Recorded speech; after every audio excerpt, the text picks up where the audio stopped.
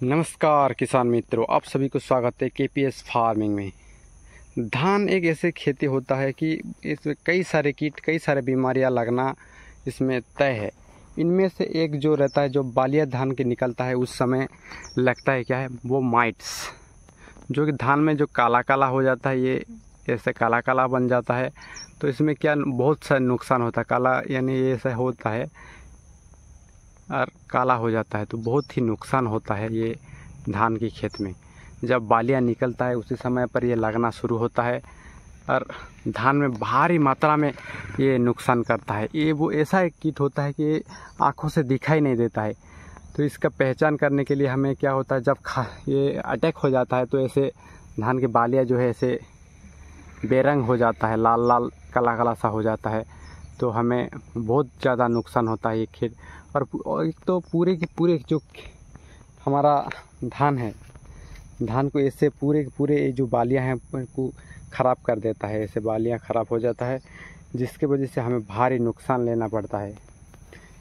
इसका कंट्रोल करने के लिए आपको धान की बालियाँ निकलने से पहले, यानी जब बालियाँ निकलना शुरू होता है उसी समय पर आपको इसके ऊपर स्टेप लेना ज़रूरी होता है। इसके ऊपर जो मेडिसिन है उसका छिड़काव करना रहता है, नहीं तो आपका ये जो बालियाँ हैं, देखिए ऐसे बेरंग हो जाते हैं बहुत ही, यानी कि वो रस को सोख लेता है, जिसके वजह से हमारा ये इसमें दूध का भराव नहीं होता है दाने में।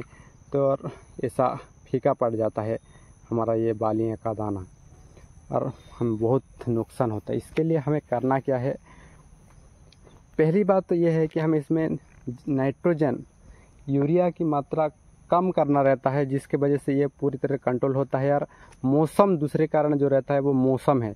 मौसम के वजह से भी ऐसा होता है यार, बारिश लगे रहता है और मौसम बादल छाए रखता है, तो ऐसा इसका लगना तय रहता है। इसका कंट्रोल करने के लिए आपको बायर का स्पायरोमेसिफेन जो आता है ओवेरन के नाम से, उसको प्रति एकड़ 250 ml की दर से, यानी प्रति 15 लीटर के पानी में 30 ml के दर से छिड़काव करेंगे। जब बालियाँ निकलना शुरू होता है उसी समय तो आपको अच्छे से कंट्रोल हो जाता है।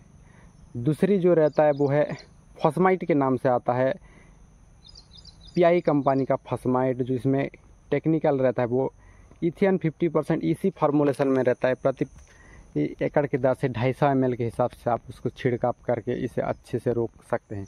इसको जब स्प्रे करने का समय जो रहता है वो बालियाँ का निकलना शुरू होता है उसी समय पर आपको छिड़काव करना है। नहीं तो आप बालियाँ निकलने के बाद अगर छिड़काव करोगे तो उसमें कोई रिजल्ट नहीं आता है, वो पहले से अटैक कर चुका होता है।